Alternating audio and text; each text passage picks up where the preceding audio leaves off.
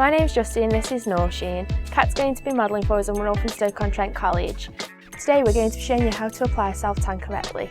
We're also going to be showing you how to avoid streaking and how to avoid looking like a tangerine.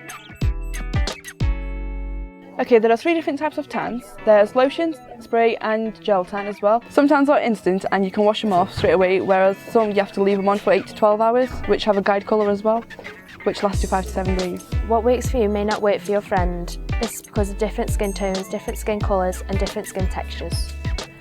Some stores offer you a patch test on tans.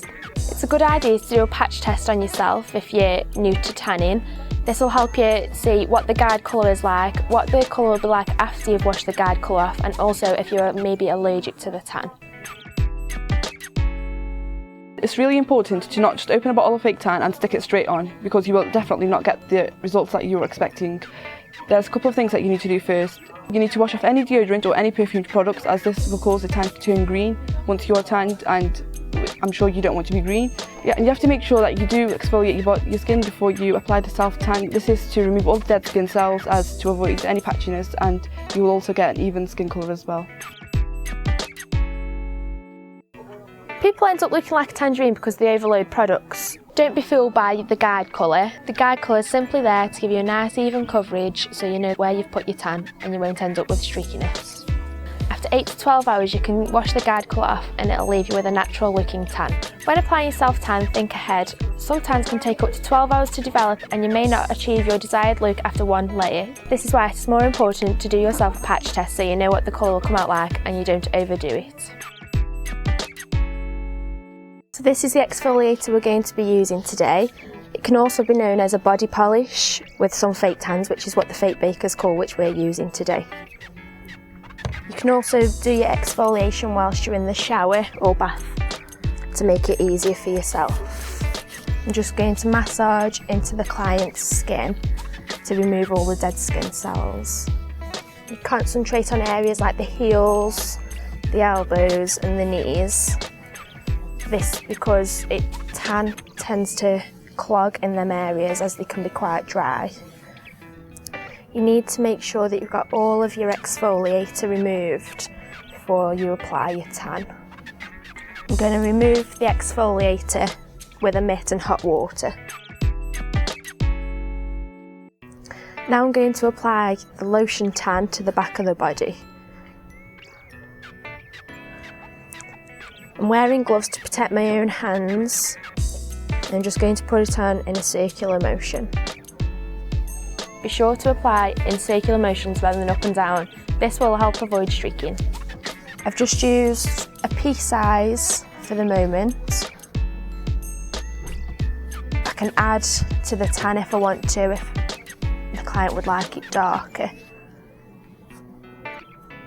Just make sure you're blending it all out on the edges and keep it going all the time.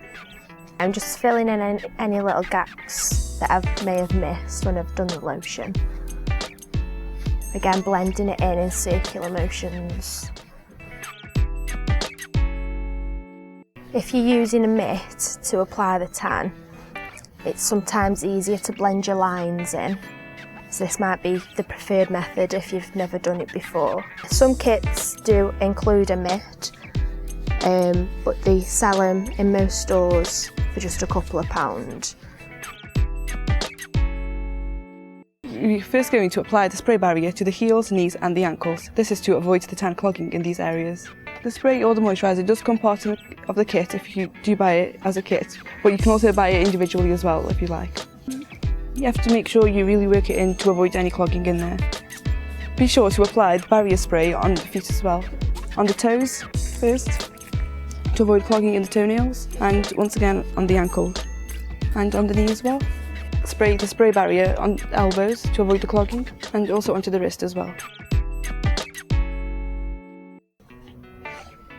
Now you've got to make sure around the hands you don't apply too much, because the inside of your hands will be lighter than the back, so it will be a bit obvious if you've put too much fake tan on. So you've just got to blend it into your natural skin colour.